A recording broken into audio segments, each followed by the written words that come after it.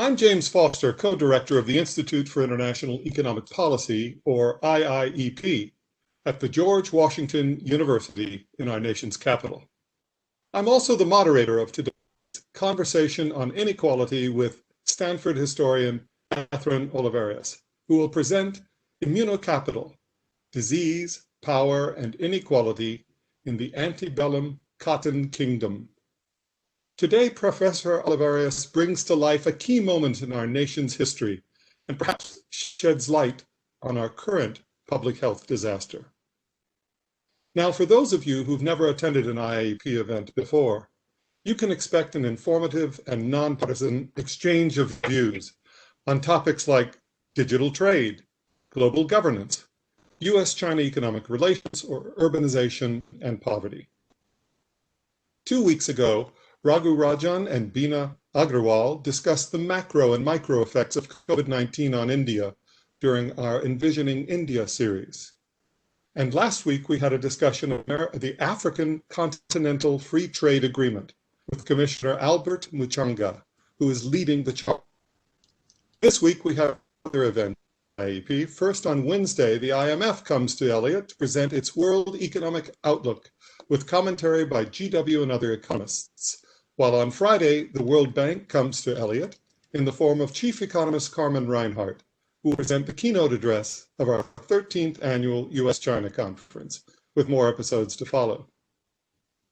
Today's episode of Facing Inequality is our 9th, which began with the economist Branko Milanovic and continued most recently with economist Nora Lustig. These and our other events can be found on our YouTube channel, IIEP GW. In keeping with our goal of conversations across disciplines, today we're joined by more scholars, one an economist and the second a legal scholar, who will share their insights with us today. Martin Saavedra is an economic historian who, among his many interests, is a scholar of pandemics, including yellow fever. And I'm told he actually took classes here at GW. Anyway, beyond the outlook paper with my colleague Remy Jedwab, entitled The 1918 Influenza Pandemic and Its Lessons for COVID-19, forthcoming in Journal of Economic Literature. Dana Bowen Matthew is a leader in public health and civil rights law, who is author of the book Just Medicine, A Cure for Racial Inequality in American Healthcare, published by NYU Press in 2015. She also happens to be the new dean of the GW Law School. Dean Matthew will set the stage for today's presentation and introduce our guest today. But before turning it over to her, I want to bring on another colleague, GW historian Trevor Jackson, to briefly describe the rationale and origins of our Facing Inequality series. Trevor? Thank you, James. So this began in the before times as an interdisciplinary seminar that was created by myself and Brian Stewart of the GW Econ department. We share an interest in economic history, and we realized that questions of inequality were not only politically salient, but also were a subject that were a set of subjects that could potentially bring together scholars from a wide range of disciplines. And we both knew of people, as well as perhaps ourselves, who were working on questions around inequality, but sort of on parallel tracks, and that there might be intellectual gains from alerting each other to what we were working on, and perhaps developing a common language for how to research, how to teach, and perhaps how to create publications and policy around issues of inequality. So we formed this interdisciplinary seminar that then moved online in March, and the goal of it is to bring together historians, economists, epidemiologists, legal scholars, political scientists, sociologists, and anyone else we can think of, both within the academy and without, to bring together all of our different perspectives on how we think about questions of inequality. The pitch essentially is that although many people, perhaps including historians, don't necessarily think of themselves as working on inequality, in another way, it's almost the only thing that most of us work on. And the further that we can develop those sets of intellectual questions, maybe the further we can push this field forward. So, having said that, it's my great pleasure to introduce Dana Matthew, who will introduce our speaker and offer some opening remarks. Dana Matthew, as you've heard, is the new dean of the law school here at George Washington. She's also the Harold H. Green Professor of Law. Before joining us here, she was on the faculty at UVA, and before that, at the University of Colorado. At UVA, she was the co-founder and inaugural director of the Equity Center, a transdisciplinary research center that seeks to build better relationships between UVA and the Charlottesville community. Prior to that, she co-founded the Colorado Health Equity Project and has served as the senior advisor to the director of the Office of Civil Rights for the U.S. Environmental Protection Agency, as well as on the health policy team for the U.S. Senator Debbie Stabenow of Michigan. So an excellent example of someone who has worked both within the academy and without, and will bring legal expertise to the following discussion. So I think with that, I will turn it over to Dean Matthew and take it away. Trevor, I thank you so very much. This is an exciting opportunity for me, my first, I will say, to actually experience the type of cross-disciplinary interaction and collaboration that I came to GW for, and this is a moment of excitement for me. Thank you, James, also for that kind introduction. Both of you are very, very generous in your remarks. I have the pleasure of introducing Kathryn Olivarius, who is an assistant professor of history at Stanford University. She has taught there since 2017, and her research focuses on slavery's rise and fall in the American South and at the broader Atlantic world. She's an expert also in disease in the 19th century and social upheaval in the age of revolution. Professor Olivarius is the author of the forthcoming book, Necropolis, Disease, Power, and Capitalism in the Cotton Kingdom, that will be published by Harvard University Press. But let me turn to her paper for today, which I find very brilliantly titled Immunocapital, Disease, Power, and Inequality in the Antebellum Cotton Kingdom. Trevor, your remarks about inequality, I think, were apropos for this legal scholar. We are all talking about a world in which inequality, we have a concept of equality in the law. Inequality is, in my opinion, the dominant conceptual framework in which all disciplines operate and that affect all outcomes, particularly the one that Professor Olivarius will speak of today, and that is health and public health outcomes. I find this paper and presentation something I'm eager to hear further about because it interrogates the question of whether biological outcomes are correlated with race because of race qua race or because of the social context and reality that race actually defines.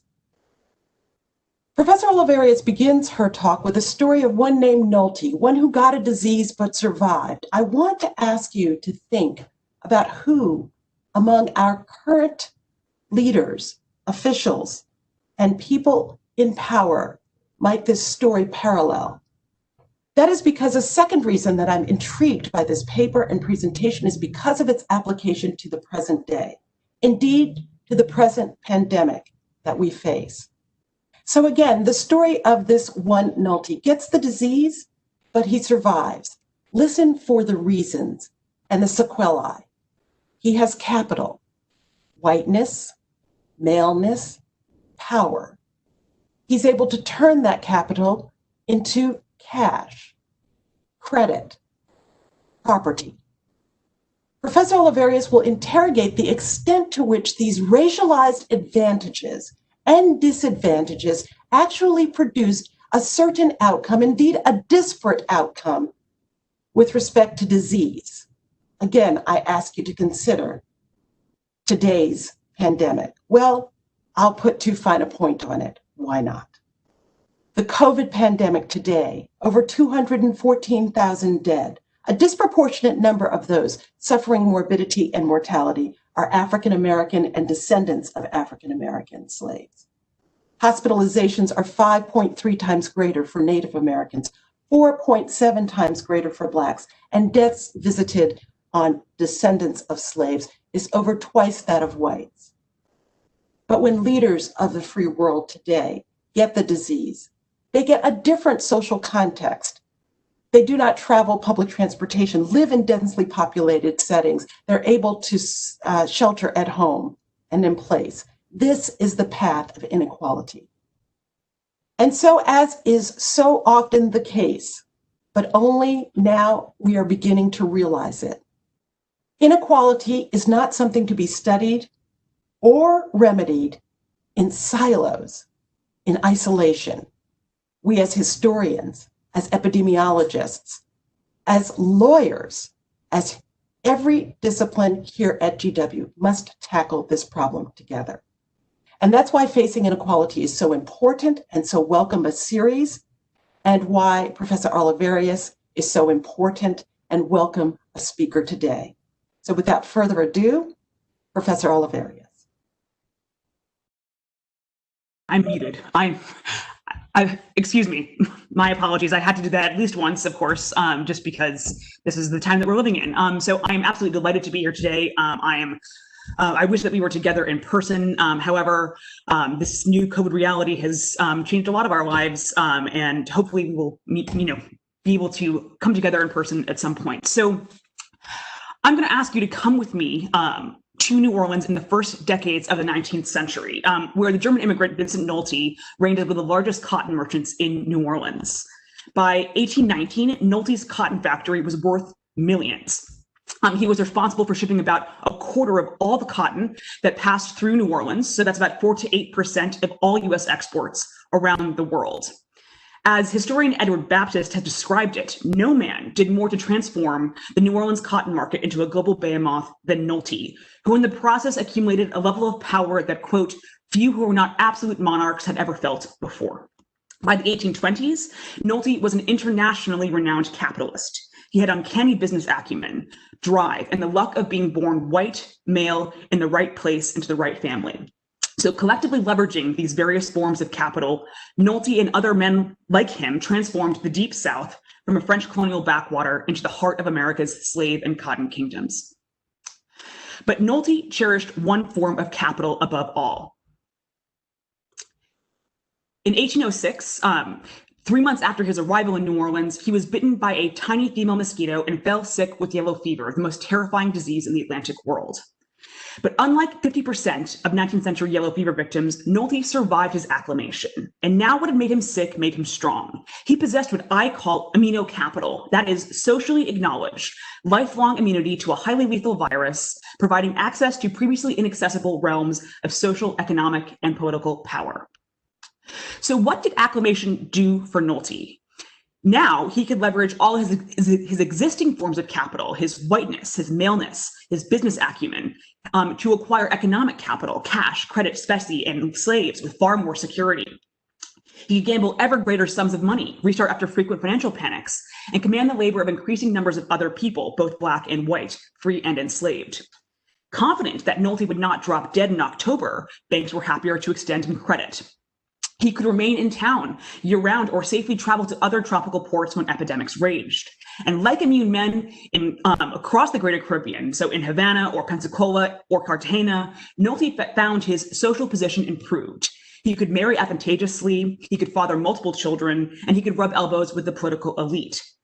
And he said that he could do all of these things because he had made the rational choice to survive, having, quote, not at all felt like dying. That his acclimation was proof that God and nature had sanctioned his entrepreneurship. So though he officially became an American citizen around 1811, with immunity, this immigrant became a so-called acclimated citizen, naturalized to the Atlantic's torrid zone. Now, come with me to the plantation Forlorn Hope on Easter Day, 1812, where the cotton planter John Palfrey was contemplating how to avoid financial ruin for the third time in a decade. Now, Palfrey had come down to New Orleans from Boston in 1803, just after the Louisiana Purchase, like many ambitious white men of his age. But Palfrey was not a very good businessman.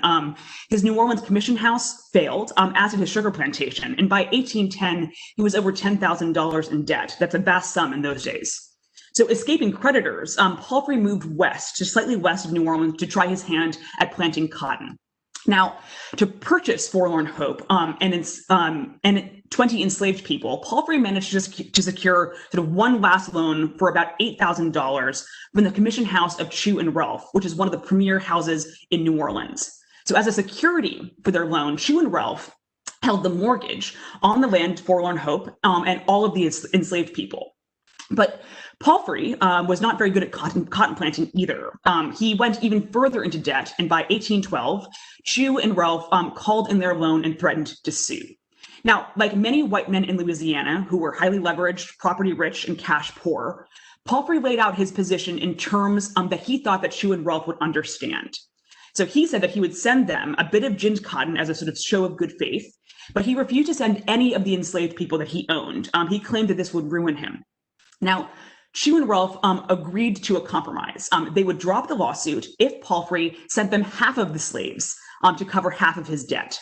Now, Palfrey grudgingly agreed to this, but then he got lucky because of the embargo and disruption caused by the War of 1812. So it was only in 1815 that this issue was raised again, and by then, Palfrey claimed that the terms had changed. Now, he argued that the 10 enslaved people that he was going to be sending back to Chew and Ralph should cover considerably more of his debt. Now, why was this? Because he claimed that these people were, quote, now seasoned to the climate, had survived yellow fever, and were completely inured into this climate, a circumstance which adds very considerably to their value. Now, Palfrey laid out his theories about climate risk to his attorney, showing how the value of a 9-year-old girl named Maria had increased. So he's taking here that basically 5% per annum. This is this risk, this climate risk. Now, and this applied, as he said, to all of the enslaved people, all 10 of the enslaved people that he was reverting back to Chew and Ralph. This should cover significantly more of his debt. Now, Palfrey insisted that he should be compensated for the risk that he had adopted in taking on unacclimated property, as the, quote, risk was mine and has cost me loss, expense, and a great deal of trouble and anxiety. Now, for white men in Louisiana like Palfrey, who, by the way, would shortly lose 2 white sons to yellow fever, Black people's alleged acclimation was a risk reducible to a numerical value, and it was his prerogative to leverage these people's alleged immunity for his gain.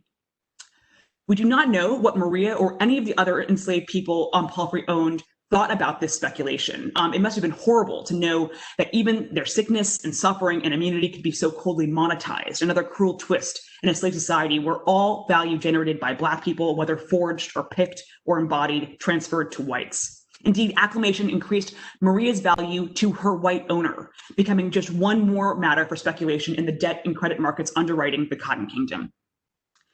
Now, one bite from the wrong mosquito put Vincent Nolte and Maria on 2 very different paths. While their bodies' immune responses to the yellow fever virus were identical, this society responded to their acclimations differently, using racialized assumptions about epidemiology to justify more inequality. Historians of Atlantic empires and slavery have long considered New Orleans an outlier among American cities, characterized by its sort of Caribbean-esque tripartite social system of white people, free Blacks, and enslaved people. But there was another rigid, if invisible, hierarchy at work. Orleanians were either yellow fever survivors in a probationary period awaiting their acclimation, or dead. Now, no deep Southerner could avoid a brush with this disease in the region's fast-growing urban centers, so Natchez, Vicksburg, Baton Rouge, and especially New Orleans, cases of yellow fever appeared every summer. And every 2 or 3 years, however, the fever reached epidemic proportions, upending society as thousands died or fled in panic. So annually, this mosquito-borne virus killed about 8% of the region's urban inhabitants and left countless more widowed, orphaned, and bereaved. Now, living amid this lethal virus and ubiquitous death was terrifying. But unlike in other American cities where yellow fever occasionally struck, so Charleston or Philadelphia or New York, in New Orleans, a white person could not afford to avoid yellow fever. So here, the necessities and temptations of business, so wealth through cotton, sugar, and enslaved people, made risking death and gaining immunity to yellow fever indispensable for whites wishing to gain wealth, prestige, and power. So today I will show how alleged imperviousness or vulnerability to epidemic disease evolved into an explanatory tool for success or failure in commodity capitalism, and a justification for a race and ethnicity-based social hierarchy in which certain people were decidedly less equal than others. So yellow fever created a deeply asymmetrical social and economic hierarchy, and taking the Foucauldian notion of biopower to its extreme, the immune elite here spearheaded policies that systematically heightened inequality, enriched themselves, enhanced white supremacy, undercut the majority, and etched epidemiological discrimination into law. So alongside skin color, I will argue today that acclimation status played a major role in determining a person's position, success, and sense of belonging in America's so-called necropolis, New Orleans. Now, immunity to yellow fever, ill understood in the 19th century, was euphemized with phrases like acclimation or seasoning or creolization. Now, acclimation meant surviving yellow fever, but to have immunocapital, Orleanians had to convince others of their immunity. Now, immunity was and is an objective biological reality, but before vaccination or diagnostic blood testing, it was invisible and impossible to verify. And unlike smallpox, yellow fever does not leave physical scars. Not everyone exhibits the telltale symptom of black vomit. And moreover, leading physicians did not necessarily agree that yellow fever was a discrete illness and frequently confused it with malaria, another disease endemic to the Deep South. So yellow fever immunity was thus subjective and performative, a matter of faith as much as fact. But in a city where people routinely classified others based on physical appearance as a quadroon or a griff or an Irishman or a bozal, Orleanians were socialized to recognize immunity cues in others. So if a man was Creole or had lived in the tropics for multiple years, society generally afforded him the benefit of the doubt. He could pass as immune. If he was a newcomer, if he was poor, he was foreign born, or he was a drunk, he was assumed to be unacclimated until proven otherwise. But immunity, whether real or imagined, really mattered. For the 500,000 white people who willingly immigrated to New Orleans before the Civil War, it affected where they worked, what they earned, where they lived, and with whom they dealt. It affected white people's ability to invest capital in slaves and create more capital through slaves. It decisively impacted a person's ability to find stability, social acceptance, and a political voice. So considering all of the impediments and ostracization faced by the unacclimated, even Dr. E.H. Barton, who was the president of the 1841 Board of Health in New Orleans, suggested that, quote, the value of acclimation is worth the risk. Now, most white newcomers quickly heeded this wisdom, not avoiding, but actively seeking illness as a pathway to profits and respectability. As one Connecticut immigrant boasted while convalescent, quote, victory had perched upon my banner. I was an acclimated citizen and as such received into full favor in the good city of New Orleans, where they distrust everybody until they become endorsed by the yellow fever. But victory through acclimation was reserved for whites only. Hundreds and hundreds of thousands of enslaved people were marched into this disease space and forced to confront this forbidding disease environment. But pro-slavery theorists argued that Black people were naturally resistant to yellow fever, and that this resistance was a sign from God that they should be relegated permanently to slavery, that Black freedom was literally untenable. Many pro-slavery theorists even argued that racial slavery was natural, even humanitarian, because it distanced whites from diseased labor in spaces that would kill them. So as embodied capital then, Black people could thus possess immunity, but not immunocapital, a logical trick that whites used to enrich themselves, justify slavery, and reinforce their social and political dominance over Black people. Okay, so what did 19th century Deep Southerners know about yellow fever? Well, not very much. There was no cure, there was no inoculation, there was no conclusive evidence of disease transmission. There was no satisfactory explanation for why it killed some people while leaving others seemingly unaffected. It was only at the very end of the 19th century that yellow fever's vector, the female Aedes aegypti mosquito, was discovered by Cuban researchers, by which point yellow fever had already killed approximately 150,000 people in New Orleans and as many as 250,000 across the Gulf South. And it was a miserable way to die. Yellow fever victims experienced a sudden onset of intense headaches and muscle pains and jaundice and nausea and chills. And so within days, they oozed blood through their external orifices and vomited up partly coagulated blood, which was roughly the consistency and color of coffee grounds. Eventually, patients lapsed into a coma and then died. And it was so painful, in fact, that even pious victims screamed profanities as the end neared. Now, the luckiest people contracted milder kind of flu-like cases in childhood, but overall, 19th century victims had around a 50% chance of dying. The other 50% would become immune for life. Now, heeding the prevailing concepts of disease communicability, most antebellum physicians argued that yellow fever, unlike smallpox or syphilis, was non-contagious as it did not spread directly from human to human. Rather, it was miasmatic, the organic result of the city's heat and filth. Now, contemporaries called yellow fever a stranger's disease, strongly associating it with recent white immigrants from the North and Europe, especially poor ones. So this here you see this is a pretty typical, this was one page from the interments at Lafayette Cemetery. And you can see here disease that kill people, yellow fever, and where they're from, where they were born. And this is highly typical: Germany, France, Ireland. Now, essentially every record shows that yellow fever was incredibly dangerous for foreigners. So while as many as 8 Orleanians per 100 died annually, making it America's deadliest city by far, surpassing at times even Havana, deaths could reach about 20% in certain immigrant neighborhoods. So of the 60,000 Germans who entered New Orleans between 1848 and 1858, for example, and took up permanent residence, about half of those people died from yellow fever and cholera. And in 1853, the year of New Orleans' worst epidemic, about 12,000 people died, constituting 1/10 of the city's population, but 1/5 of the Irish-born population. So in total mortality terms, by the way, the 1853 epidemic remains one of the worst natural disasters in American history. Now, one life insurance company singled out Irishmen as 57 times more likely to die from yellow fever than native-born Louisianans, and Dutchmen and Belgians over 91 times more likely.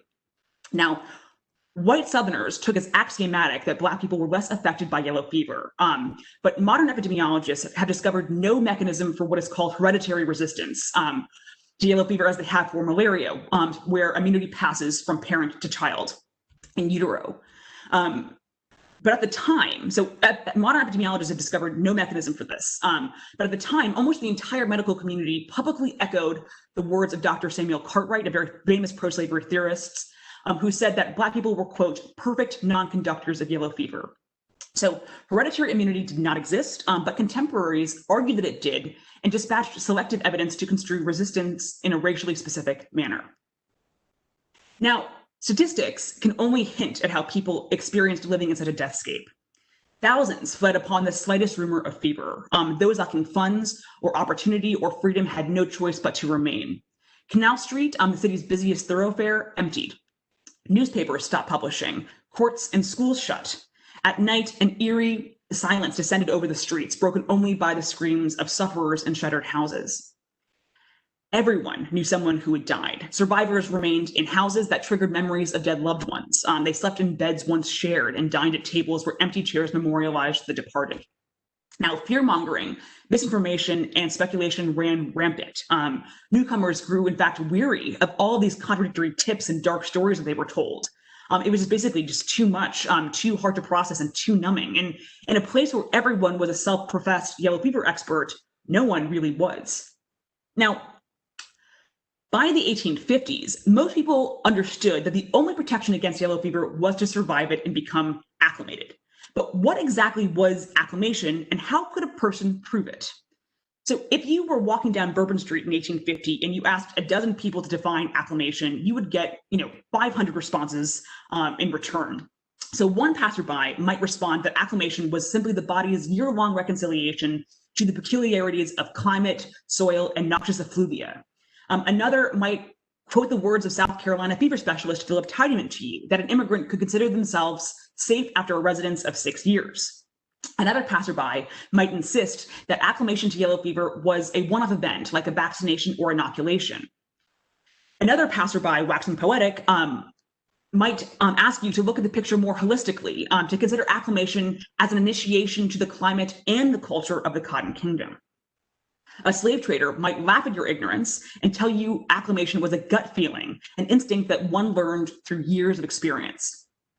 So finding these definitions unsatisfactory, you might ask follow-up questions that elicited a more hostile reaction. Could a person lose their acclimation if they left the tropics? Were the children of Creole parents acclimated from birth? Did mild cases of yellow fever confer full acclimation? And was a Gibraltar or Panamanian acclimation sufficient in New Orleans? Hopefully, you would not commit the ultimate faux pas by challenging any of these men on their own acclamations, because that might put you in the hospital. Probably you would leave these conversations agreeing with the wisdom of novelist and steamboat captain Mark Twain, that acclimation was a highly sensitive and deeply personal topic on which, quote, no two persons exactly agreed. So, not knowing what to believe, most Orleanians remained nervous about whether they were truly acclimated, frantically scanning bills of mortality in July and agonizing over whether they should stay or they should go. As Elizabeth Trist, she was a family friend of Thomas Jefferson, who lost both her husband and her son to yellow fever, wrote, quote, I hope that my constitution has become creolized, as they term it here, having had a very substantial seasoning. Still, I can't help but be afraid as the summer approaches. Now, the difficulty of verifying acclimation, which is this sort of idiosyncratic process based on precarious science and anecdotal declaration, proved a conundrum for life insurance companies seeking to extend policies only to good Southern risks, i.e. acclimated white yellow fever survivors. So most insurers based in the North in Europe carved out class 4 from the rest of the South because of yellow fever. So it actually looks quite expansive on this map here, but it's a very small region. It's the area within 10 miles of the Mississippi River below the 32nd parallel. And most insurers adopted this shorthand. Unacclimated people were too risky to insure. They were uninsurable.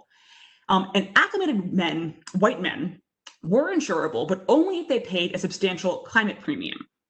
So mutuals had an incentive to put these climate premiums low enough so that policies would actually sell, but they had to be high enough to actually counteract the risk. And normally this was between 1% and 5%.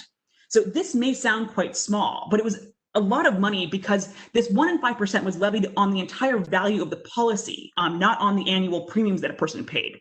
So you can see here, this is one person, this is a man in Boston who's paying about $1.77 per $100 of insurance.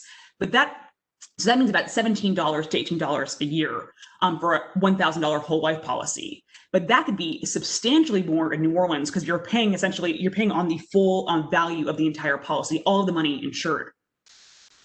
So Southern whites hated these premiums, and they rejected policies as too expensive. Acclimated men claimed that they were just as long-lived as any Northerner, and thus these premiums were actually prejudicial. But of course, getting an accurate answer to the question, is the party acclimated, a standard question on all life insurance forms by the 1840s, was basically impossible because this determination fell to insurers' medical examiners. And these are Southern doctors normally who were socialized to treat acclimation as a cultural marker, not necessarily as a biological standard. And medical exams were marked by hazy memories. Policy seekers had to remember the specific year and month of their brush with yellow fever, often decades later. They had to recount all of their symptoms and often produce witnesses. So let's take the example of Robert Purvis, who was a 44-year-old cotton broker from Mobile who applied to New England Mutual for a $4,000 whole life policy in 1845. So he wrote this on his application. Born in Scotland, resides in Mobile, came to this country in 1821, have lived ever since in the Southern country, and I consider myself as an acclimated Southerner. So Purvis noted that his brother had died of yellow fever in Guadalupe, but that he had had a better constitution than his brother, and that he'd only ever had one small attack of country fever many years before. So was Purvis acclimated? Purvis's family physician and 3 business acquaintances provided affidavits saying that he was. And in fact, he did turn out to be a good risk because Purvis lived another 27 years. But the disproportionate numbers of Southern death claims, all from allegedly acclimated people, proved that many bad risks passed their medical exams. And all of the internal reports of these mutuals show just how much they fretted about this. And by the 1850s, most insurers denied all applicants from cities where yellow fever was prevalent unless a person could prove that they had lived through multiple epidemics and also agreed to travel restrictions. And by the 1860s, most life insurers pulled their agents from Region 4 entirely and moved those agents westward into a vast, less diseased space, filling with people seeking the protection of a life policy. Okay, so many immigrants in New Orleans sought acclimation sooner rather than later because, ironically, facing yellow fever was the only guaranteed way to prosper long-term, especially for young white men seeking professional advancement in cotton factories, in merchant houses, and wholesaling. These are jobs that were considered to be springboards to slave and land ownership. Now, delaying the inevitable by fleeing the city, for example, was expensive, and it posed long-term financial impediments like diminished access to well-paid, steady employment. And in fact, all newcomers were told to save money, about $50 generally, which is many months of salary for some people, for their inevitable future medical costs. So you see people basically putting off all sorts of other things like buying property or investing in other ways, in other things in their lives, because they're trying to hold on to this money with resting on the assumption that they will soon be sick. And so delaying this was maybe a bad choice. And in a place like New Orleans, where risk-taking was embedded into the value system, postponing or eschewing acclimation, which is a very public demonstration of risk avoidance, impeded social and civic acceptance. But New Orleans' business schedule, however, made responsible acclimation essentially impossible. So city authorities implored unacclimated immigrants to stay away until the first frosts. But by November, all well-paid, upwardly mobile positions were already filled. And with floods of applications, about 50 per job, employers preferred bilingual or trilingual men, acclimated men. So if newcomers waited, they risked languishing in social and professional purgatory for the rest of the year. Rents in healthy, convenient neighborhoods, which were affordable in September, would be extortionate by December. So most people just set up sort of right outside of the city, frantically scanning regional newspapers to determine when exactly the weather had become so-called Octoberish. So this is just safe enough from disease for when to stage their reappearance. But such hedging was easier said than done. So take Ralph Roanoke, who was an immigrant from Connecticut. So as rumors of yellow fever swirled in the summer, Roanoke lost his nerve and decided to flee the city. When he returned after the epidemic, he was fired. Following a promise, though, to his former employer that he would, quote, remain the entire year or perish in the attempt, the firm rehired him. Terribly frightened but determined, Roanoke fell ill with yellow fever the following summer. But this time he survived, and now acclimated, Roanoke, quote, stood before the world with all my doubts and misgivings at an end. Now, most young men steeled themselves to follow the advice of the Picayune, the sort of premier newspaper in New Orleans, which said, quote, if a man intends to make himself a citizen of New Orleans, his first duty is to become acclimated. He owes it to himself and to society. Now, many Orleanians described acclimation like being reborn.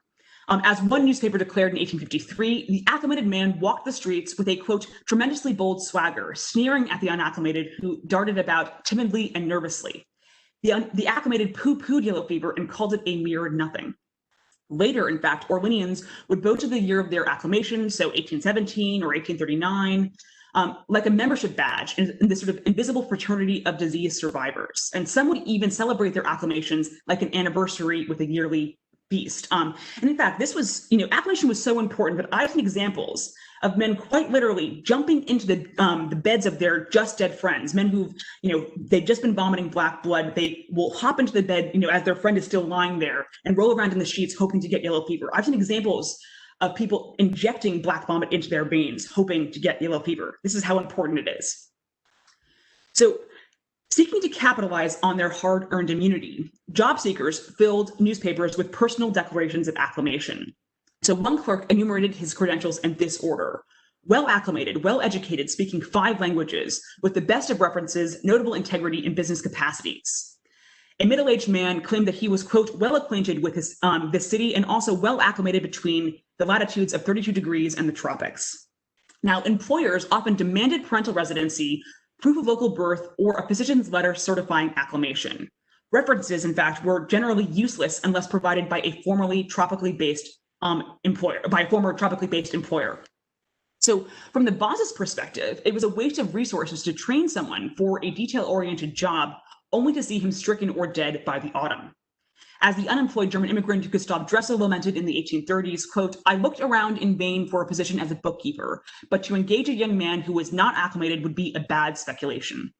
So amid this fatal churn, acclimated men could parlay immunity into raises and greater responsibility with the managerial class of merchant houses, wholesalers, grocers, composed almost entirely of white men claiming immunity. So cotton clerk H.J. Masson remarked that in the 1837 epidemic, which was the worst in his memory, yellow fever had considerably thinned the counting houses, with unacclimated men dying left and right. Consequently, there was a considerable demand for entry-level clerks. After a competing cotton factor, Mr. Stringer lost his clerk to fever. Stringer was very anxious for the acclimated Masson to quit that job and join him with the pay raise. Now, even after rigorous acclimation screening, employees still died in droves. As one traveler noted after the epidemic of 1836, quote, 5 perished out of one counting house. Another house buried their bookkeeper, employed another, buried him, and employed a third before the dead season had passed. Now, such mortality among the allegedly immune suggests that clerks either misjudged their immunity or willfully lied about it. That was a very high-risk lie. False declarations of acclimation merited termination, which was because it was an unimpeachable sign of untrustworthiness. But many people apparently believed the lie was worth it. They would feign ignorance and then worry about surviving the disease later. Now, even those outside of cotton capitalism found their worth measured against their willingness to face the disease. So this example might feel particularly apt for many of us right now. So in 1847, many public school teachers did not return for the opening of schools in September because yellow fever was still epidemic. So one editorialist made a case to the school board that the only good educator was an acclimated one. And he said this, quote, "What is the feeling of the community towards any minister of the gospel who deserts his post for fear of the epidemic? Certainly it is not one of confidence and affection. And shall the teachers of our children, engaged in a work next in importance and honor to that of the ministry, be allowed to shrink from duty voluntarily assumed because some risk attends its discharge? Is this moral courage?" Now, the editorialist answered his own question. No, he said, it would be far better, quote, that a few should fall martyrs. Now, the sanctimonious moralism of this statement points to a larger trend. Declaring acclimation did more than assuage employers' fears. It became a catch-all statement of character. So a successful brush with yellow fever became the sort of quintessential demonstration of calculated risk-taking in this marketplace, that a white man had willingly gambled his life and paid his biological dues. Now, all elites factored successful acclimations into their genesis stories. Though he could have fled in the summer of 1801, the 18-year-old Irish immigrant Monsell White remained, realizing, quote, "Alas, there was no help for it but to take my chance."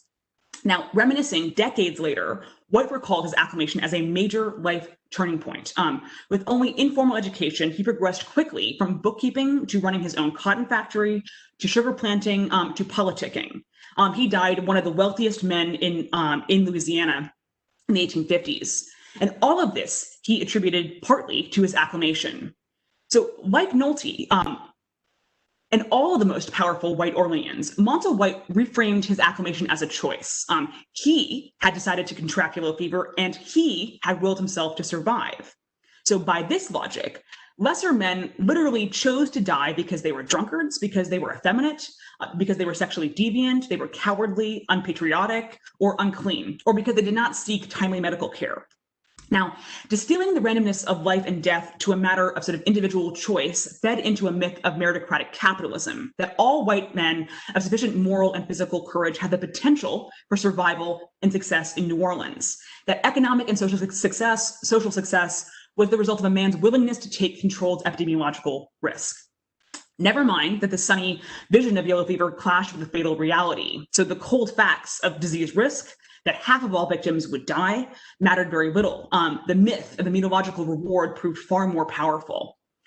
Thus, while epidemics raged, young men then, just as they do now, routinely touted these sort of aspirational mantras about human agency over disease, insisting that yellow fever was a mild ailment, boasting that they had never enjoyed better health, and reassuring family and friends that they would succeed where others had failed. Now, such optimism may have been self-delusional, to say the least, but most unacclimated migrants bought into Immunocapital and the hierarchy that it created, believing that the system would benefit them eventually. After all, immunological discrimination was just one more form of bias in a city premised on inequality.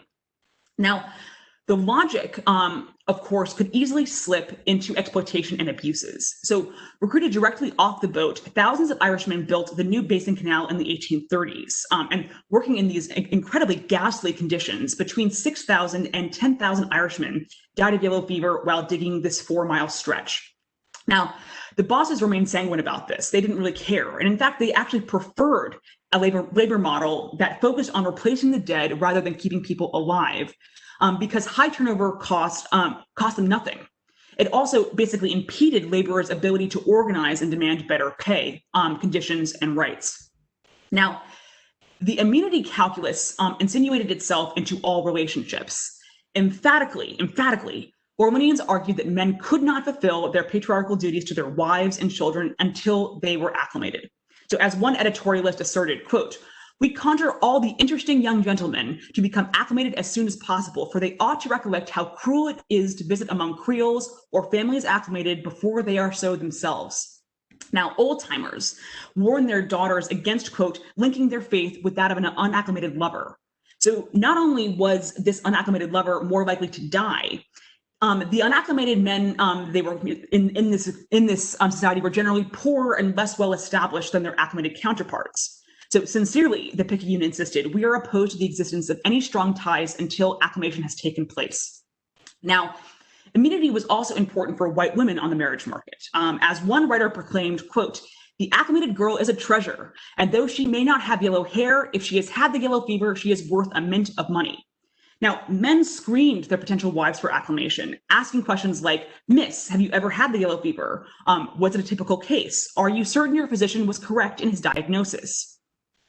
Now, over time, Immunocapital accrued within white ethnic populations. So over decades, each wave of immigrants passed through the sort of mortality bottleneck and became candidates to enter the economic and political elite. So acclimated immigrants enjoyed more success in connection-dependent private sector livelihoods like factories and merchant firms and planting. And they also had better access to well-paid municipal jobs over time, especially on the city council. Acclimation en masse provided an avenue for outsiders to become insiders, for strangers to become natives, with the highly lethal environment legitimizing individuals and groups as durable and lasting players in this society. Now, Immunocapital shaped life in New Orleans through a cycle of mutually reinforcing realities specific to the region's climate, the city's industries, demographics, and political culture. The one thing that basically every single visitor remarked on in visiting antebellum New Orleans was that it was filthy, calling it not just a necropolis, but also a great Golgotha, a stinkhole, etc. So in an era where state and municipal governments were sort of mounting increasingly muscular responses to disease, public health could scarcely have been worse in New Orleans. New Orleans had no competent institutions tasked with tracking or defining disease. Boards of health came and went. Unpaved streets stank with stagnant water, night soil, and rotting animals. And in fact, this was one of the more sort of horrific stories that was routinely echoed across the nation. But bodies had a tendency to so-called, reappear in the cemetery if they're buried in the ground, because New Orleans is so close to sea level, just 1 foot above sea level. If you buried a body in the ground, it could be just a matter of days until bodies quite literally floated to the surface of their graves and then often down and out to the Mississippi River. So quarantines routinely buckled under pressure from the business community. Outside of the Ursuline Nunnery and the Charity Hospital, the city had few places for poor victims of disease to receive care. So even in the larger Southern context, New Orleans invested significantly less money into ameliorating disease-related problems than other cities. So in the 1850s, for example, New Orleans spent just 4 cents per person per year on public health, compared with 69 cents in Boston, for example. Now, most Orleanians resigned themselves to the fact that their government took essentially no action to combat yellow fever, even though, as one reformer suggested, the death rate was at least double what it ought to be. Now, perhaps the priorities of the commercial civic elite would have differed had they worried that mass death would undercut their specific vision of sort of commodity enslaved capitalism.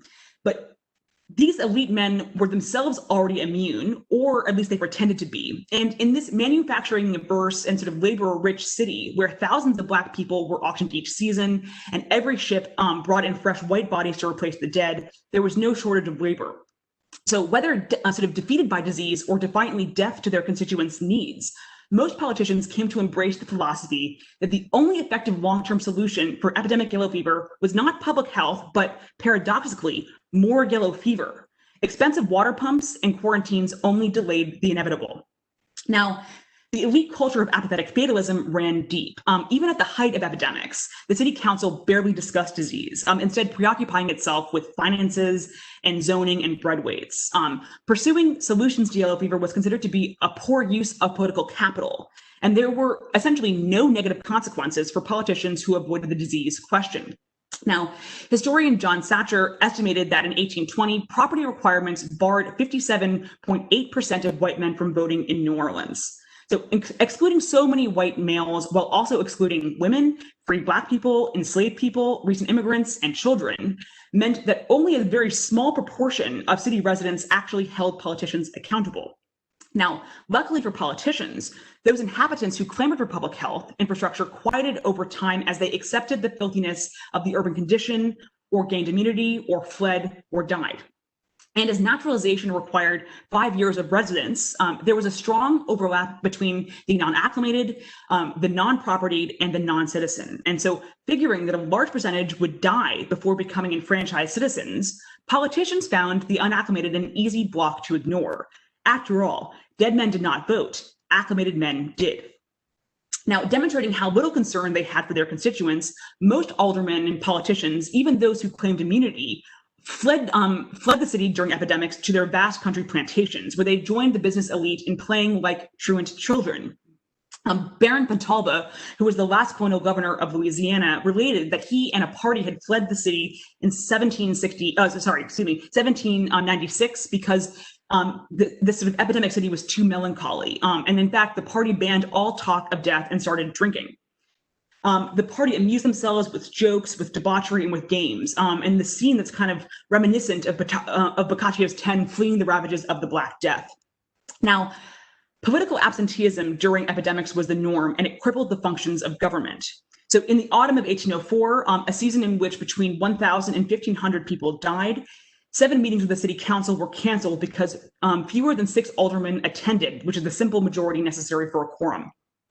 In the deadly autumn of 1811, 4 meetings of the council were delayed due to disease. And in 1853, the year of the city's worst epidemic, with about 12,000 deaths, politicians fled before passing any kind of appropriation bill for public health.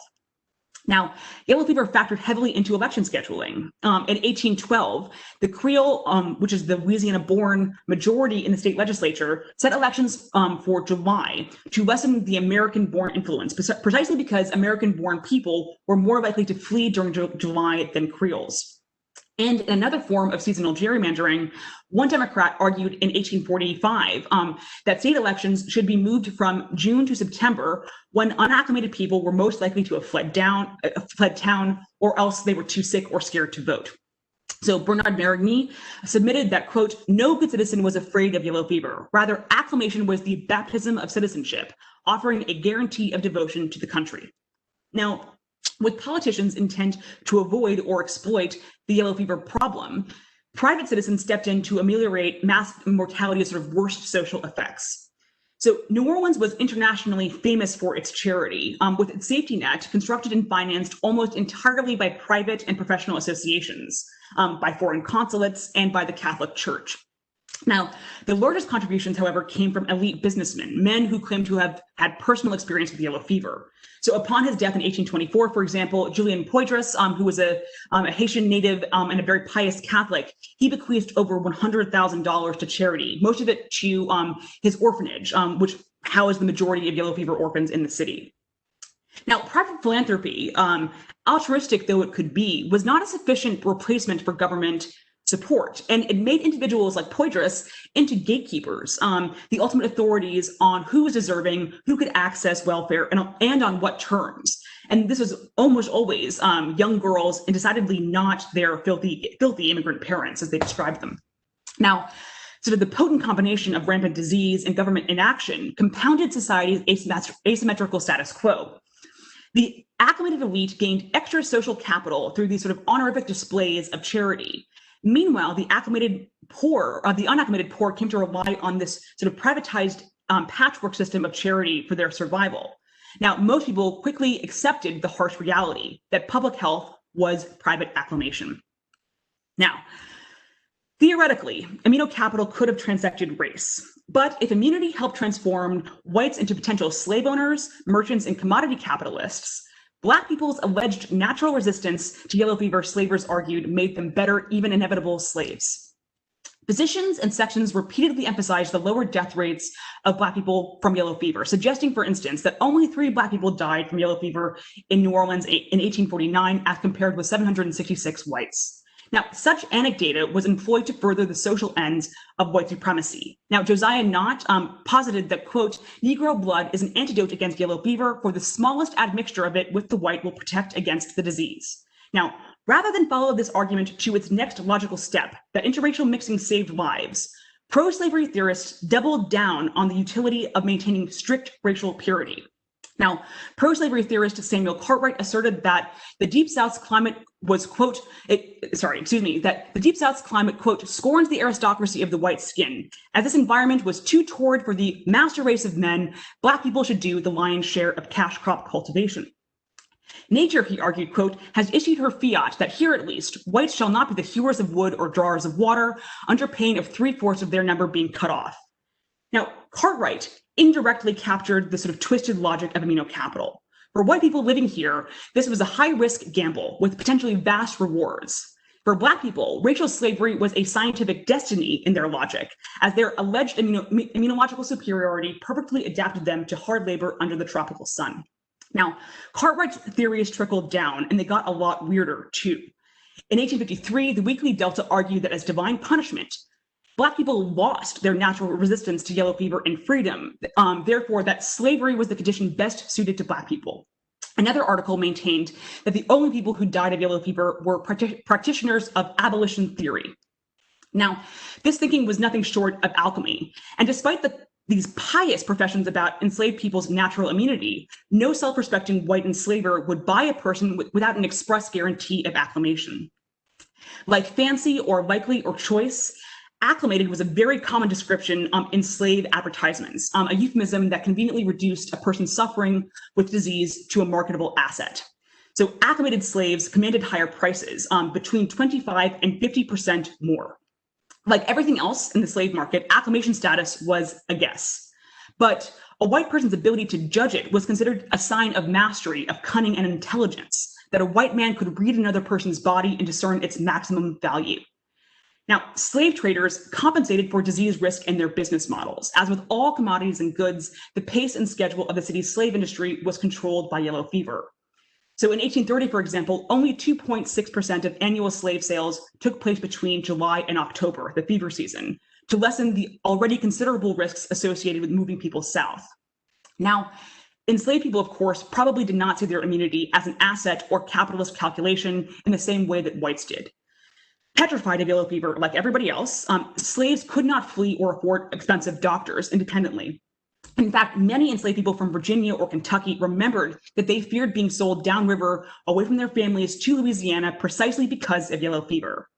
And if immunity could save their lives and constitute a key aspect of an enslaved person's sort of personal self-worth and identity, it added nothing to their personal wealth or social standing. As slaves were embodied capital, acclimation only enhanced the value and safety of that capital for their white owners.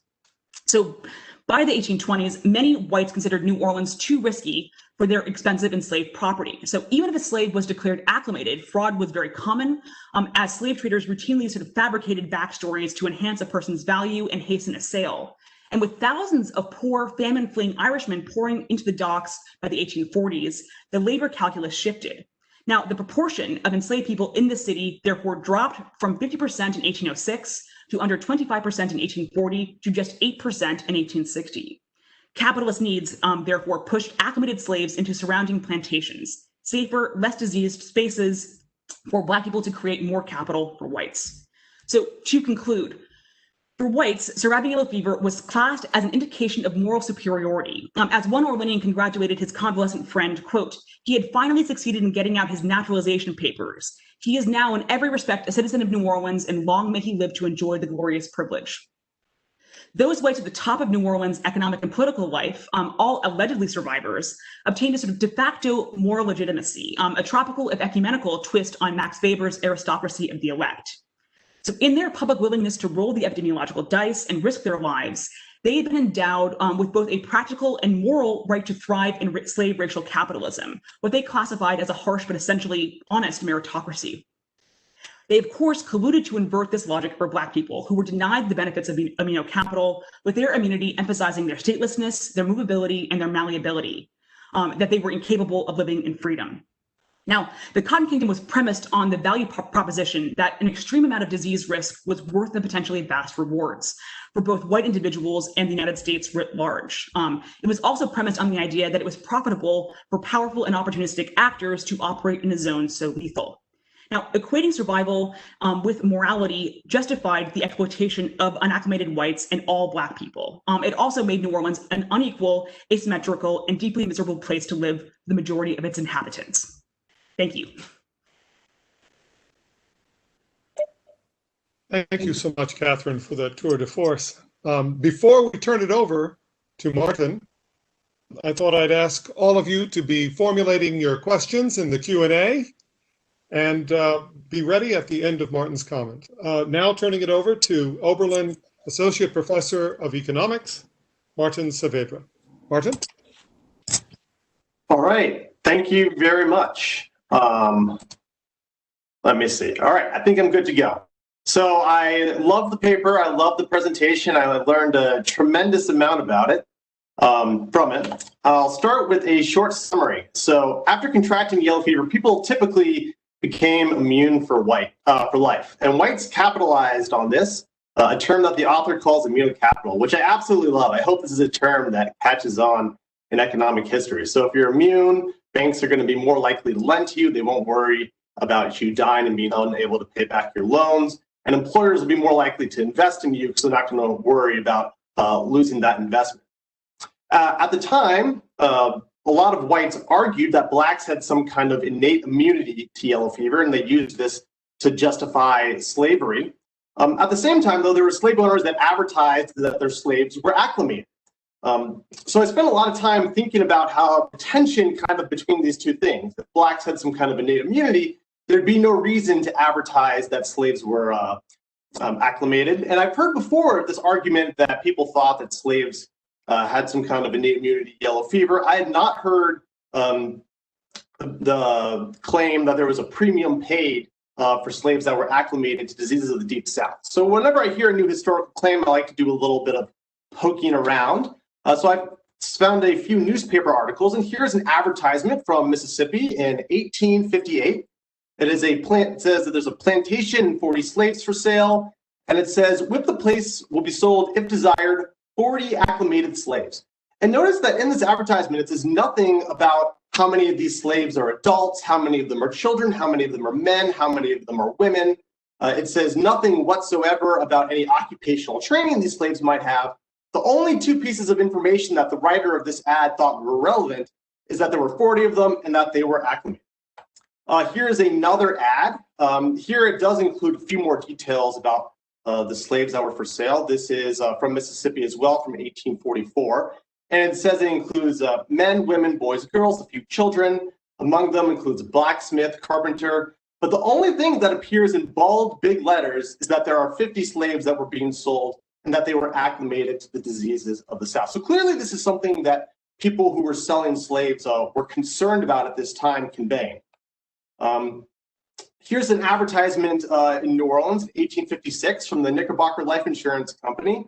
And near the bottom of the ad, it says, they'll insure the lives of white persons and slaves, acclimated or unacclimated, at the lowest rates of premium. So, there'd be no reason to state that you're willing to insure people who are unacclimated, unless this was a common concern that people had. That people who were unacclimated thought they couldn't buy health insurance. This just reminds me a lot of ads today of car insurance companies. They'll say, we'll insure you even if you've had an accident before. But of course, what they won't tell you in the commercial or what will be in the fine print is that they'll typically charge a higher premium for such policies.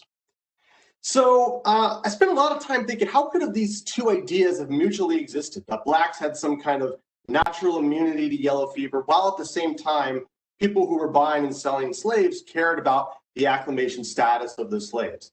And there's a few possibilities here. And there's probably others that I haven't considered as well. But the first is that there may have been some disagreement among people about whether slaves had any kind of natural immunity.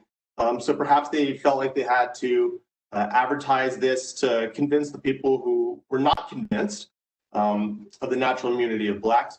What I think is probably the more likely claim is that there were a subset of people in the American South that would take any perceived difference between races, whether the origin of that difference was natural or biological, or whether the origin of that difference was, cultural or environmental, whether that difference was even real or if it was even imagined. They would take those differences and they would use it to kind of come up with some kind of pro-slavery argument. So another question I had throughout this paper is, why do immigrants keep coming to New Orleans? So here's some data from a paper I published a few years ago. These are yellow fever fatality rates from New Orleans, Mobile, Charleston, and Norfolk. And of course, measuring this stuff is very difficult. There's probably a tremendous amount of measurement error here. And as you can see, New Orleans is repeatedly hit from yellow fever, especially during the 1850s. So there's 4 times where an epidemic comes along that kills at least 2% of the city, usually in a matter of a few months. And those who are European immigrants are going to be those who are most affected by this because they hadn't been exposed to yellow fever during milder years or when they were children. In Norfolk in 1855, you can see 12% of the city roughly died of yellow fever, and that was a city that was not struck by yellow fever before. So people there did not have any immunity. But at the same time, in the 1850s, there's all of these yellow fever outbreaks. European immigrants are disproportionately affected, yet the population keeps growing. People keep moving to New Orleans. The population of New Orleans between 1850 and 1860 grows by roughly 45%. So why is it that people are coming? Well, there's a few possibilities. It could be that the wages in New Orleans were higher and people were willing to take that risk to get higher wages. However, the Immunocapital story kind of throws a wrench in that argument, right? Because why would people move to New Orleans for higher wages if they only got those higher wages after getting yellow fever, right? So it would have to be the case that wages in New Orleans would be a lot higher than other competing cities that might attract immigrants. I suppose it could be the case that people went to New Orleans because they may have had higher local amenities or culture. I'm very skeptical of this claim because, all accounts I've seen of New Orleans at this time show that it was such a filthy place. And, while it's the case, immigrants may have not been able to leave, people who were native Southerners, they're more likely to have summer plantations that they can go to. European immigrants wouldn't have been able to do that. That still doesn't explain why is it that people from Ireland, Germany, Italy, why is it that they came to New Orleans rather to Boston or rather, to Philadelphia or New York, places that had either no yellow fever during the 1800s or very small amounts of yellow fever relative to New Orleans? I don't have a good answer for this, but this, reading this paper, that's the kind of question that just comes to my mind that I'm thinking a lot about. And lastly, how did these yellow fever epidemics affect the returns to Immunocapital, right? So there's these decades, like the 1850s, where yellow fever is striking repeatedly. And then you have these decades where yellow fever, it's coming, but it's coming more sporadically, right? So like the 1860s, really onward. Yellow fever still comes to New Orleans, but it doesn't come quite as repeatedly as it came in the 1840s and 1850s. So after an epidemic like this, did that affect the prices of slaves, particularly those who may have been born in Louisiana relative to those who were born in other parts of the American South? Did these epidemics, did they change life insurance premiums of immigrants relative to natives, or were the premiums already sufficiently high to account for the fact that these epidemics would be coming and disproportionately killing immigrants? And you could ask similar questions about wage gaps between immigrants and natives. Another question I had is whether Immunocapital is specific to New Orleans or whether it transfers well to other areas, right? So if someone's from New Orleans and they move to Mobile, if they move to Charleston, does that come off as do they still get to get the returns of Immunocapital that they got from being in New Orleans? The last thing I wanted to say is about parallels to other diseases, just because it's more timely. I'll think about COVID-19. So there's been a tremendous amount of interest in the 1918 influenza pandemic ever since the COVID-19 pandemic has happened, and I think rightfully so. But when people compare the shutdowns of 1918 to the shutdowns of 2020, there's really not a great comparison because yes, in 1918, they closed schools, they closed theaters, but there weren't these cities completely shutting down in the way that they did in March and April of 2020. And I actually think New Orleans in the 1850s might actually be the best analogy for the shutdowns. So yeah, I think that's all I have to say. I absolutely love the paper and I look forward to the book coming out next year. Thank you. Thank you so much, Martin. Really appreciate comments, and I'm going to turn it over to Kathryn first for some responses based on your questions. Thank you, Martin, for wonderful questions. I have a few sort of cursory responses to what you've sort of laid out here. So the first question as you laid out, saying, why would a slave trader or an enslaver feel the need to describe an enslaved person as acclimated in an advertisement if the assumption was that all Black people were naturally immune? So this is this is a question that keeps me up at night. It has done for many years because it's such a contradiction. And in fact, I mean, when you spend a lot of time, as I'm sure you know, in the minds of slaveholders, you get you have to get used pretty quickly to a high level of sort of contradiction and cognitive dissonance that's going on here. So I agree with you essentially that this is a pro-slavery tactic. That even if it's not true, it's too useful of a sort of myth to discard because with this idea that Black people are naturally immune to yellow fever, all Black people, not just people who were born in Africa who might have faced yellow fever in West Africa and therefore are survivors, but all Black people generationally. I think that this was used essentially to say, well, slavery is justified on a not just in a sort of small scale, but a large scale, the size of the Cotton Kingdom. This is actually a sort of slavery is therefore positively good, in fact, because it's allowing us to cultivate this space. It's allowing white Americans to spread across the country, the sort of continent, and it's allowing the Cotton Kingdom and the Sugar Bowl to be to explode and to tap into all of this wealth. So I think essentially I've come down on the side that it's essentially just a pro-slavery tactic, and just because they sort of say one thing and do another. That's sort of these are people who are generally socialized from birth to thinking this way in slavery in general. So another question is, why do people keep coming here? It's a great question. I think so. The way that I've sort of thought about this is that New Orleans in the 19th century, before the Civil War, was sort of like the Silicon Valley of its day. I teach these students right now too, who everyone thinks they're going to be the next Mark Zuckerberg. Might be, but probably won't be. In fact, I think that this is, people understood the risks. People did know that yellow fever was a problem, but I think people, and we see this today, we see this in all sorts of different ways, that people are very good at writing themselves out of statistics. That yes, a lot of people will die, but I'm strong, or I'm healthy. And you can see this even in the rhetoric of COVID right now too, which is that yes, like it's dangerous, it's potentially dangerous, but I'm young, I don't smoke, I'm thin, I do yoga, I have a good constitution, it won't affect me, I'll probably be asymptomatic or something. You can see that you can see that thread, and people are very good at sort of lying to themselves and believing it. But also, why do people from Ireland? I think one of the major things is, why do people from Ireland and Germany, especially, come in such huge numbers in the 1840s and 50s? There's two reasons. One, Ireland is going through a huge famine. Conditions are terrible. Conditions are terrible on the ground. And in Germany, there's a massive political upheaval going on in the German states in 1848.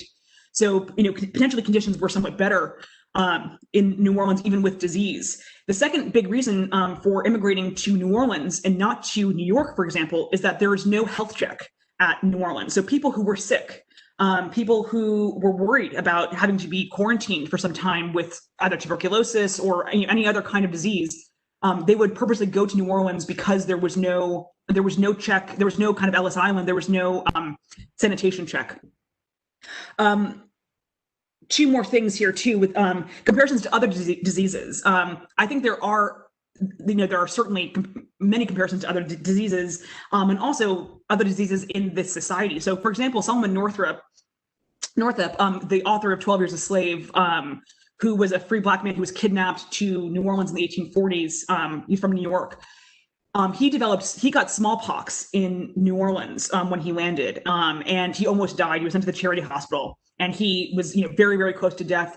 But the smallpox scars on his face, on his body, would have increased his price as well, because it was, sort of one physical. This is somewhat common and sort of more widespread, because this is the difficulty of sort of yellow fever immunity, that it's invisible.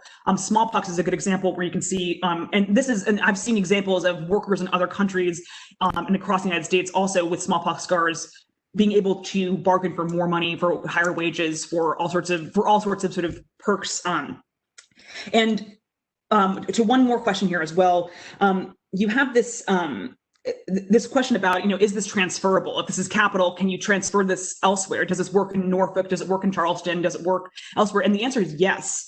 And yes, until basically the 60s and 70s, when most countries have actually countries and cities have figured out not necessarily how to stop yellow fever, but how to control it to the degree that it's not going to routinely devastate the population. So by the 1850s, New York, Norfolk, Philadelphia, all of these port cities have developed pretty robust public health systems. They're not perfect, but there are many quarantine stations. There are trained health inspectors who are apolitical, who are not employed, who are not, don't have an interest in listening to commerce, and they're actually doing a pretty good job of starting to counteract disease. This is even before germ theory is discovered. This is long before the mosquito was discovered as the vector of yellow fever.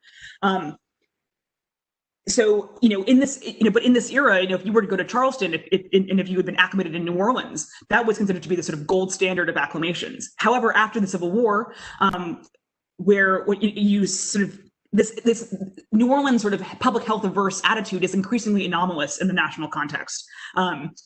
People think that it's crazy, that why will you never put in a quarantine? Can you please drain the streets, even just a little bit? Can you pave? There's only a few miles of paved roads in New Orleans, even at the end of the 1860s. And in fact, by the way, during the Civil War, this is the only time in over 6 decades that New Orleans experienced a significant drop in mortality, and that's because of the Union Army's occupation and because of the adoption of very stringent health measures. So as New Orleans increasingly becomes sort of anomalous in this national order, and as New Orleans also in the sort of railway age, not the steamboat age so much, as New Orleans sort of loses its position in the cotton market, the value of Immunocapital does tend to fade, but it is still useful in Mexico, in Panama, in the Caribbean, and in Brazil, where yellow fever is also a repeated problem. Very interesting. Do you want to respond, Martin? Or are you on? Good. I have a question for you, which was raised by, you didn't spend a lot of time talking about free blacks. Would be a natural thing to focus on quite a bit in New Orleans at the time, I presume. Did they benefit from Immunocapital or not? So yes and no, is like every historian, the answer is yes and no. Okay, how useful is that?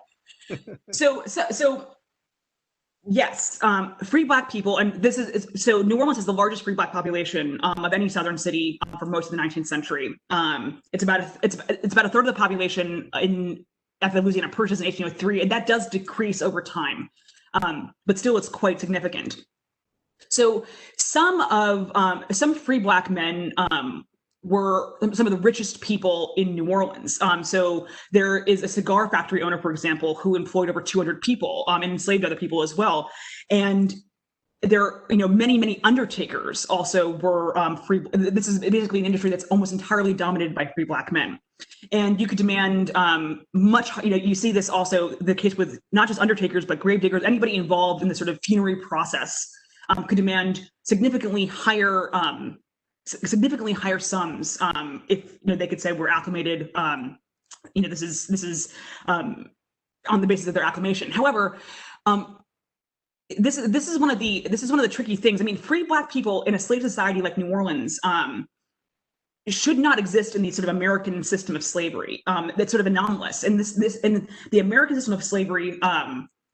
It was, it's very binary. And whereas sort of the French and Spanish systems of slavery were a little bit more heterogeneous in this way, where these societies could and did account for sort of gradations of free status. Not every, that there was, it wasn't just either you're enslaved or you're free. There's a sort of, or you're white or you're black. There's a sort of more, it's a little bit more complicated than that. But it's really fascinating how, so if you were free and black, you could not vote, you could not generally hold political office. There were all sorts of sort of social impediments that you faced already. So because you were sort of structurally barred from many of the sort of power structures already to do with New Orleans, you might be socially powerful in New Orleans, but you couldn't necessarily have any of the sort of, none of the formal mechanisms of power to do with economics and politics existed for free black people. So therefore, Immunocapital was essentially denied to these people because it couldn't operate in the ways because it was denied. It was sort of structurally denied to these people. But you do see examples of free black men and free black women, free people of color, saying, I'm acclimated here. I was born here. I'm Creole. My father was born here. This is a part of, why I should, sort of more of a social and cultural argument. This is it's sort of exposing the lunacy of denying people full citizenship and rights on the basis of race. And they used yellow fever and acclimation as a sort of as a key part of their argument as for why they belonged here and why they should be, given commensurate power and status. I have one other question, which has to do with why people are out in New Orleans rather than going elsewhere. I do have an ancestor who went to New Orleans and then came up to Indiana, and another ancestor who died in 1821 due to some kind of sickness which was prevalent at the time. Was it pretty bad there too? Because you're talking nearly frontier at that point, and just 20 years from frontier, actually. So get into what might have happened in the Great Northwest at the same time. So it's a great question. So yellow fever. So if you read sources from the 19th century in general, you will be confronted with a billion different types of fever. There's the prevailing fever, there's the bilious fever, there's bilious remittent fever, there's intermittent fever. I'm sure that Martin's used to this as well, where it's just, it's a cornucopia of fevers, and that it's very hard for us actually to sort of diagnose people through the ether of time, unless there was a declared epidemic. And, so if a lot of people are dying of yellow fever, generally you can sort of put pieces together. So yes, there were cases at times of yellow fever, not just, so going up the Mississippi River, past St. Louis, Indiana, Illinois, Missouri, Arkansas, there were cases. More likely it was probably malaria or the sort of more serious acute malaria, which was symptomatically very similar to yellow fever, no black vomit, but high fevers, delirium, and it killed, malaria, and it was a huge killer in its own right. So I would suspect probably, that far up the river, it would probably be malaria, but there are always exceptions. And I should say also that there was a sort of concerted effort in the 19th century in general to downplay the impact of yellow fever in sort of not just in the South, but across the sort of entire Mississippi River Valley, because people in charge, politicians, not just in New Orleans, but also in Washington, were wary that any kind of news that yellow fever was breaking out would stop immigration, that it would stop the inflow of capital, that it would stop the inflow of people with capital.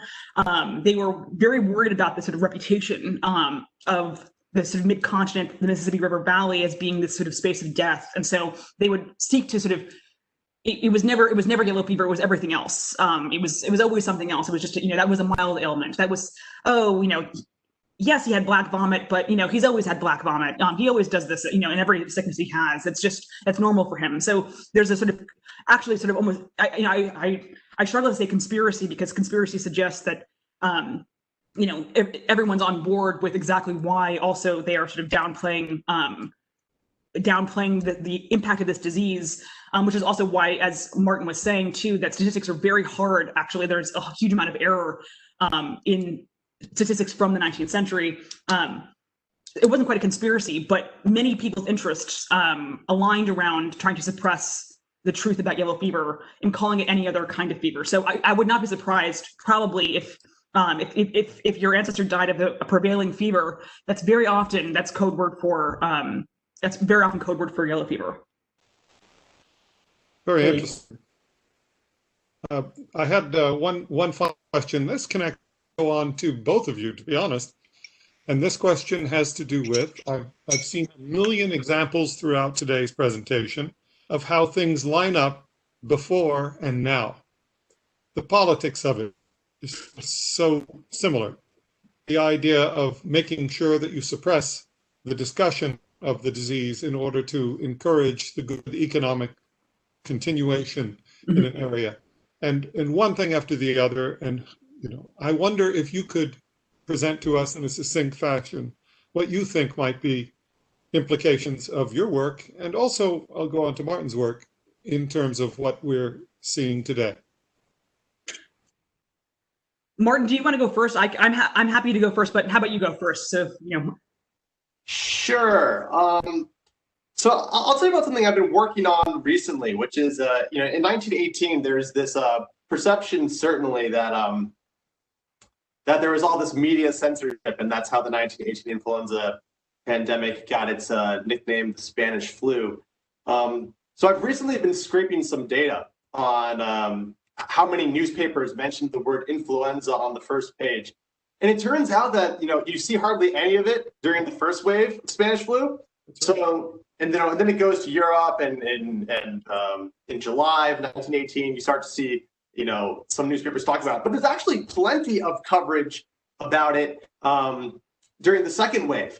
But now by that point, it's already been given the moniker the Spanish flu. So I think there might be some truth to the fact that newspapers are more willing to talk about disease and acknowledge disease when it's not necessarily the city's fault, right? When it's not necessarily their own fault and they have someone else they can blame it on. I don't know if that answers your question, but that's a great observation. That's what thoughts came in my head.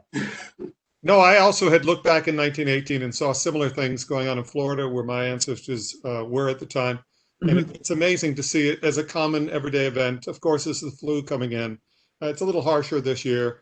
And then they said, but look out, it's starting to get bad. And then when the second came through, it was all over the place. So thank you for that. And Kathryn.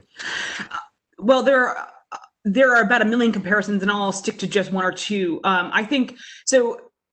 This is common in most epidemics and pandemics. Blaming an outsider is, as Martin was talking about, that's basically par for the course, and it's a sort of tool that politicians use to deflect responsibility for not, maybe it came from abroad, but it's here now. So what are we going to do about it? The other, I think, major similarity, and this has existed sort of since basically the beginning of the pandemic, is that there has been this language that's been forwarded by various politicians, including very recently Donald Trump after he recovered from COVID, that surviving this disease is somehow a reflection of your strength and masculinity, that it's a reflection of your patriotism, that people should be willing to take on disease risk and go, to reopen the economy. That is your duty as a good American to do such things. And this to me is like it's straight out of the 1850s, where you have politicians saying basically exactly this, which is that it is people then said it is not our responsibility to protect your health. It is our responsibility to help you get rich after you survive yellow fever. And it's that's too bad if it's the risk is so too bad if the risk is too much for you, then don't come here. We don't need you, you need us, in fact. So I think a lot of this language about sort of everyone's personal risk tolerance, and that somehow if you recovered from COVID, this is a reflection of your strength and good health. But I caution that it's a knife's edge between privilege and a stigma, and we'll see how this plays out in the coming months and maybe years to really full vaccine sort of distribution and adoption. And the commenter said this is reminiscent of the eugenics movement in the US. So we won't go there, but we'll just finish up by saying thank you so very much for your commentary, Kathryn and Martin. Really was an insightful presentation, gave us a lot of food for thought on our series. So I appreciate it. And we'll see you next time in Facing Inequality. Cheers.